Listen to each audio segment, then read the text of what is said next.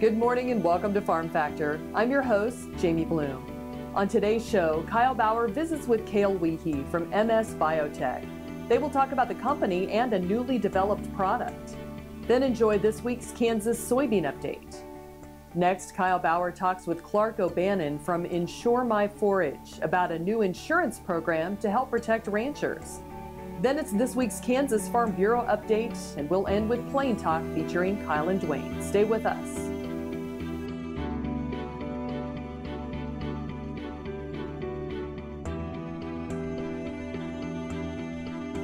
Closed captioning brought to you by Ag Promo Source. Together we grow.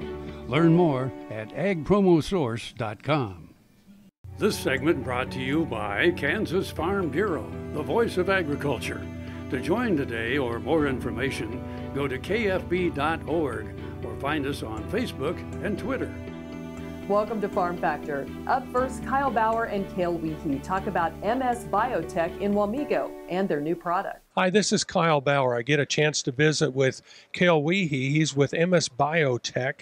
MS Biotech is a company in Wamego, Kansas, but extremely cutting-edge technology that's solving a lot of problems for the bovine industry. Let's talk about the history of the company first, will you, Cale? Sure. MS Biotech is located in Wamego, Kansas. Originally, the product came from South Africa. So we had to go through FDA review. In 2010, we got a letter of non-objection from the FDA to utilize the product here in the U.S. So we've been manufacturing, selling, distributing out of Wamego, Kansas, basically since 2010. Well, and of course, everyone understands in the cattle industry that the rumen is a factory, if you will, that breaks down different things, and that's where you come in. Yes, sir. So what we have is the world's first commercially available Megasphaera elstinii bacteria. Megasphaera is a really hard bacteria to grow and harvest because it's a strict anaerobe. So we're the leader in anaerobic fermentation. What that does is allows us to have a commercially available product to the producer that will utilize lactic acid. For them, that means quicker transition to higher concentrate diets, being able to handle some of the crop residue issues that we have with our cows, being able to straighten out high-stress calves, just get them off that intake roller coaster. We feel really strongly in the product, obviously, based on the science that we do, but as we move further down the road and our consumers wanting products out there that have less antibiotics in them, this is a naturally occurring bacteria that we isolated out of the rumen of a high-producing dairy cow. So it's a natural solution to some of the problems that we're having in the industry. You brought up dairy, and I was going to bring that up as well. The dairy industry is a big user of your product because of the high concentrates they use. Yes, sir. So on the dairy side, what we're doing is we're dosing those cattle on the third day after calving. That's when they have issues. They start to come back up on feed, so they go through a transitional phase to get to the high cow diet. With our product, we can transition them right up to that high cow diet, save some of these expensive forages that we've got right now, but we're also helping those cattle stay in a increasing plane of nutrition. So we're not dropping off to be ketotic. We help with a lot of those metabolic issues, which also converts to feed efficiency and milk production and just better all-around health for the cattle. Seems like every fall there's some part of the country that has significant crop loss. Cattle are a great way to clean that up for the crop the next year, but everybody worries about acidosis and those cattle dying, and that's where you come in. That's right. So we use the dairy dose on those cows because the rumen volume in those cattle, we want those extra colony forming units in there, because what we're going to do is we're going to kick them out like you normally would.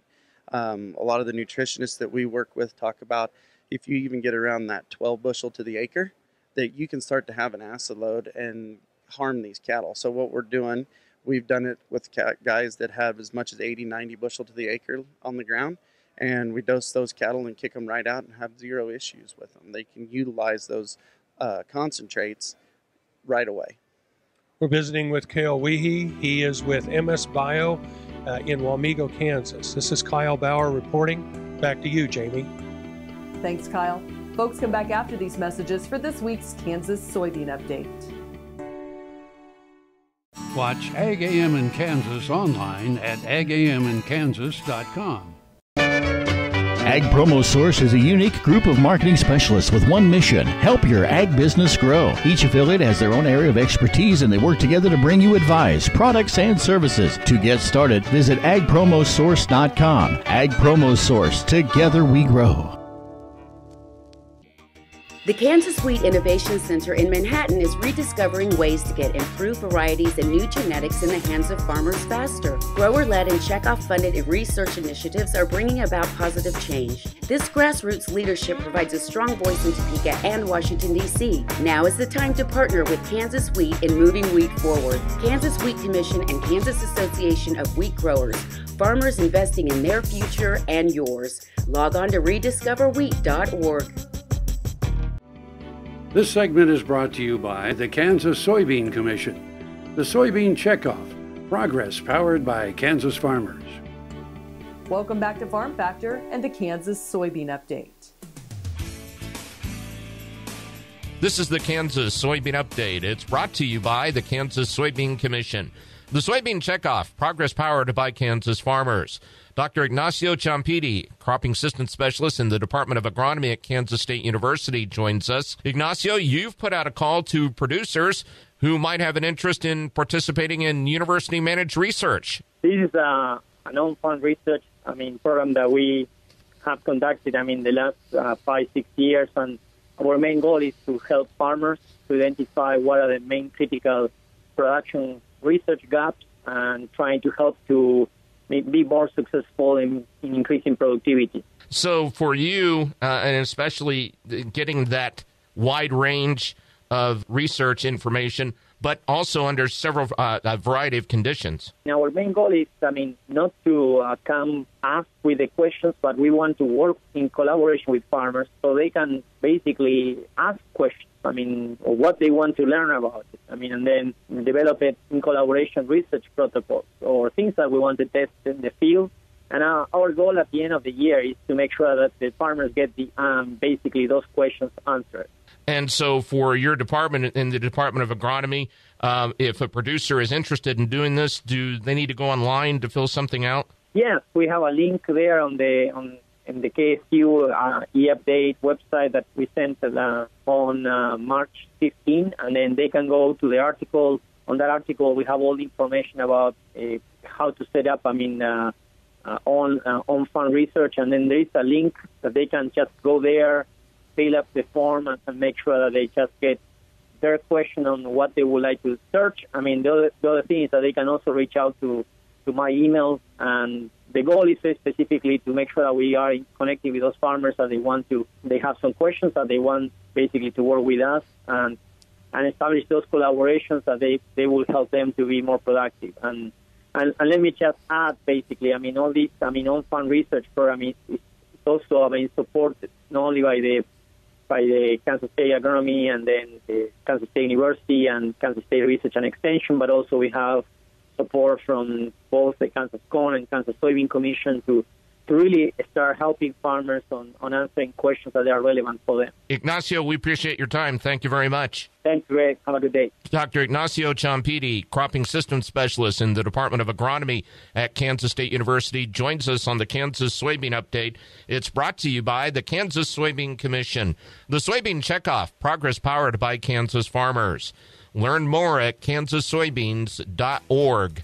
For Kansas Soybeans, I'm Greg Akagi.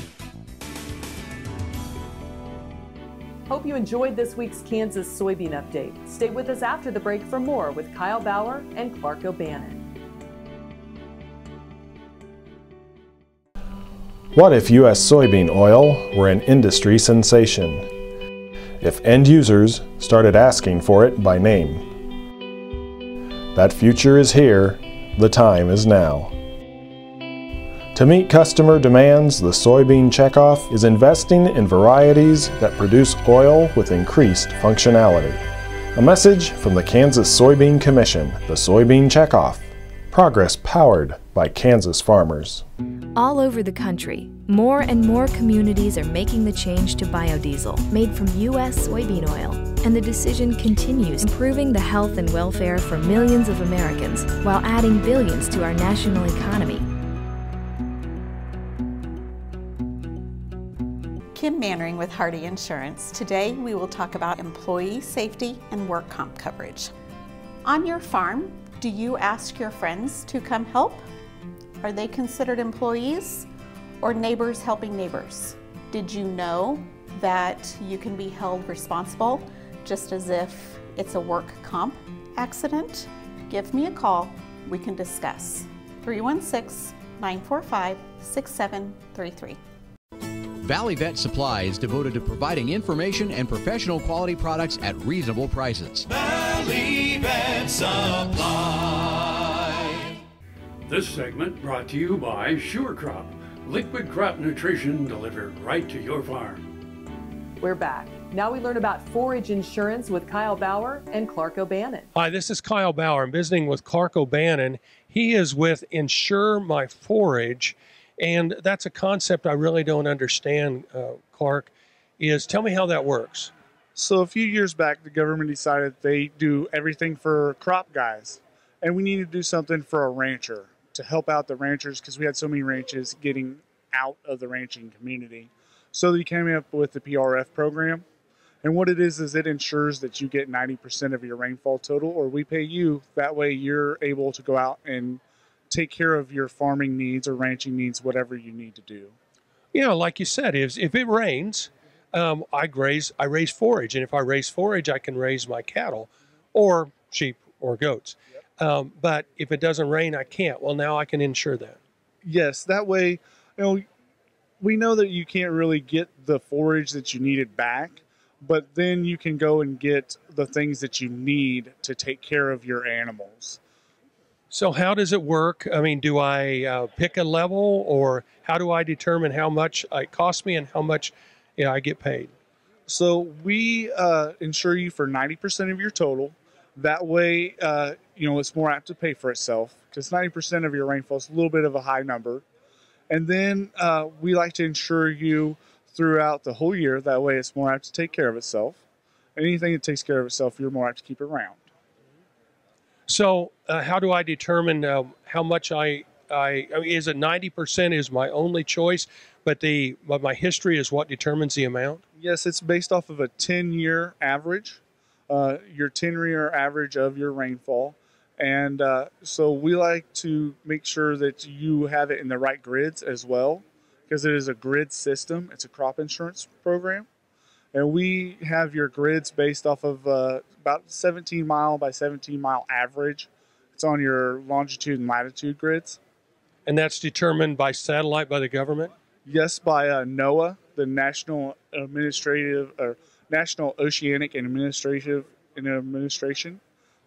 Do I have to insure all my acres? No, you don't. It's not like that as a crop insurance program. In this program, you don't have to insure all of your acres at the same time. No. Now, can I insure hay as well? Yes, you can. So on average, hay costs a little bit more, but that's just so that we can ensure that you get the bales or the amount of money to pay for the bales that you didn't get. Now, would that be almost any kind of hay I was planning on making, whether it was sedan grass or prairie grass or alfalfa? Yes, we can insure most forages or most hay ground. Yep. So how do I go about getting started with this? So you can go to our website at insuremyforage.com, or you can get a hold of me directly at Clark O'Bannon at Insure My Forage, or with my phone number at 785-204-2267. And so then the maps determine, after I visit with you, you determine where my farm is, and that determines the amount that I'll pay and how much I would get paid. Yes, sir, it does. We're visiting with Clark O'Bannon. He is with Insure My Forage. This is Kyle Bauer reporting. Back to you, Jamie. Thanks, Kyle. Come back after the break for this week's Kansas Farm Bureau update.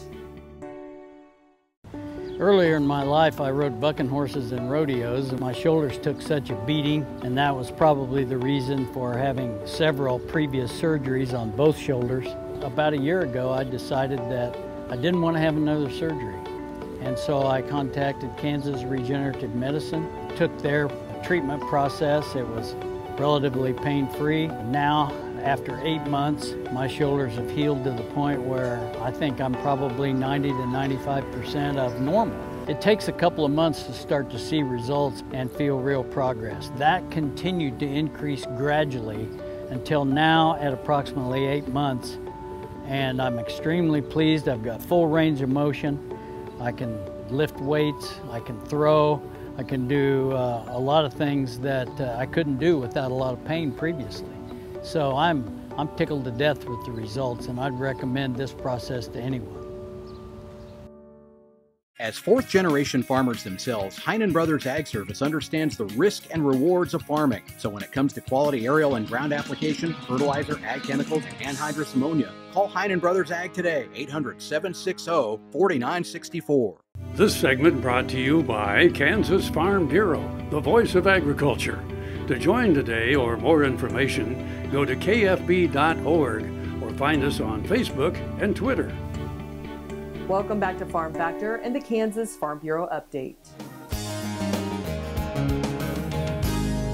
The conference committee for House Bill 2209, that was about the third different vehicle that the Kansas Farm Bureau Health Plans was attached to. It started off as Senate Bill 32, so that did get combined again into the conference committee report for House Bill 2209.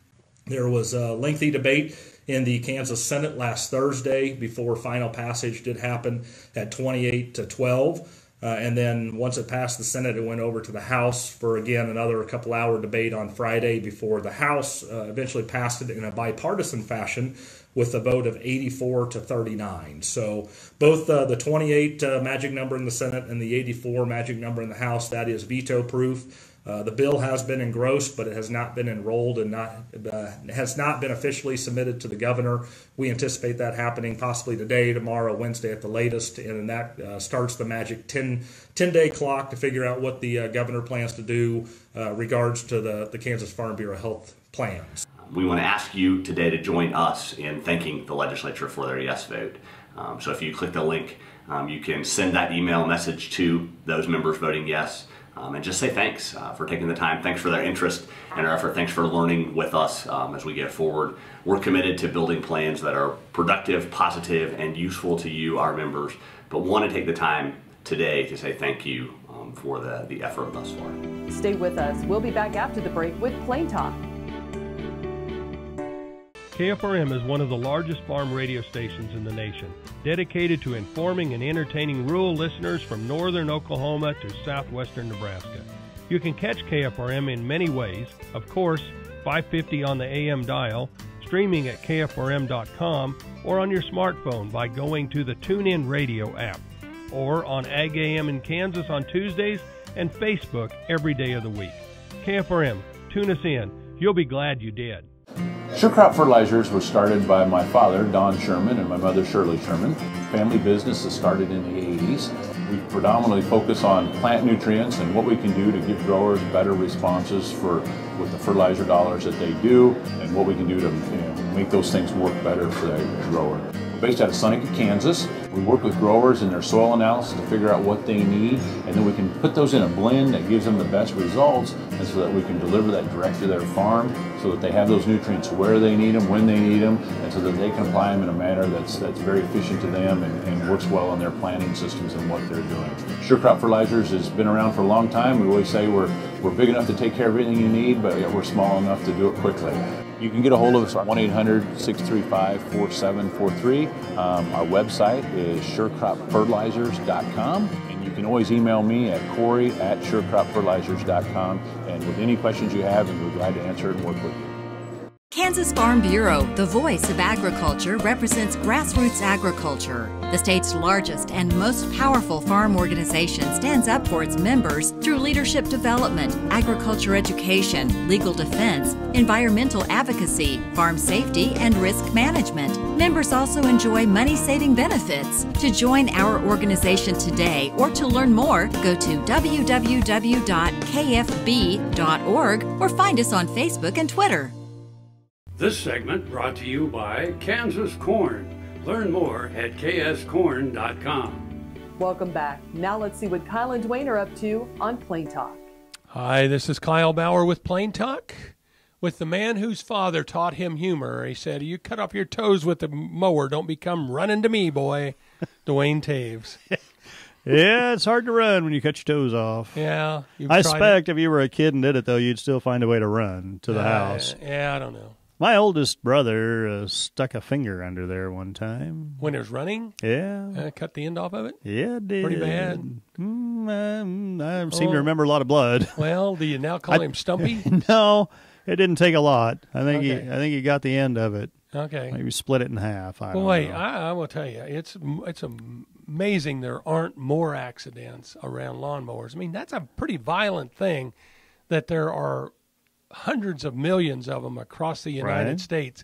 And the training you get before you get one is minimal. Here's how you start it. Here's how you stop it. I started mowing lawns in Morganville when I was 6 years old. My mom had to come and start the mower for me. You? Yeah. You didn't want to have that thing when it shuts off automatically when you let go of it. Right. You know, but you wouldn't want to choke her down in the tall grass, or you'd have to run back and get Mom again. That was, I think we were to go once a week, and I had a number of widow ladies in Morganville that I mowed for. As I recall, my first or second summer, I had a big summer, I made $85. Really? Yeah. At 6 years old, that's like... Well, it might have been when I was 7. All right. Might have been my second year. Still like a fortune to a 7-year-old. Yeah, well, especially when you got the mower given to you free. Because, of course, I had to mow my mom and dad's lawn for that. Yeah. Yeah, but it worked out pretty good. Your fact or fiction question of the day, Kyle Bauer. World's first printed cookbook came out in 1726. Fact or fiction? 1726. Well, First I don't know when the Gutenberg Bible came out because that was the first printing press. 1726? 1726. I'm going to go with fact. That's fiction. Oh, it's too early, wasn't it? Nope. 1474. How'd they do printing then? Was the Gutenberg Bible no idea. correct then? First printed cookbook. Well, they used a mimeograph, you know. Yeah. They didn't have mimeograph when you were in school, did they? Yeah, they still did. I remember them having it. Best smelling stuff in the whole school. I don't really remember them using it, but I remember seeing like the purple film stuff. Am I right? Yeah, no, that's right. Okay. Yeah. I remember seeing it, but I don't ever remember watching anybody use it. When I took typing in high school in 1974-ish, it was about the end of the mimeograph because you would have that carbon paper behind it. Right. And of course, that was CC at the bottom, carbon copy. But that was also what they would put on the mimeograph then to print the next thing. I'm pretty sure same stuff, or maybe it was different, but it looked similar to a kid. Technology kind of made some leaps and bounds there for a while. I guess. When I was in typing class, in the very first day, the teacher, which I won't out him, Mr. Beck, but he decided who was probably not going to be the fastest typers in the world, and you 5 boys are on the back row. And what kind of machine was on the back row? We got manual typewriters on the back row. Everybody else got electric, and there was 2 styles. The really fast ones got the IBMs at the front. They had a round ball that just and it's like I could make enough mistakes with a manual typewriter. Let alone doing 3 times as fast. Exactly. So they didn't have the one where you backed up and correcto type. Yeah. If you made a mistake, you had to write it out. Oh. Yeah. Did they have a little tape thing that you held and then you hit the same letter again? Yeah, exactly. Exactly. Or the thing you brush over the top of it. But anyway, I got a B, and I don't know why. But I will tell you that one of my classmates is still in the community. I do business with her regularly, and she could type like 100 plus words a minute. Okay. I think I got up to 35. 35. 35. And I was feeling good. That was after a whole, maybe it's just a semester, maybe it's a year. I don't know. But there's a reason that I didn't become a stenographer. Thanks for joining us. I'm your host, Jamie Bloom, and I hope you enjoyed today's show. See you next week on Farm Factor. Closed captioning brought to you by Ag Promo Source. Together we grow. Learn more at agpromosource.com.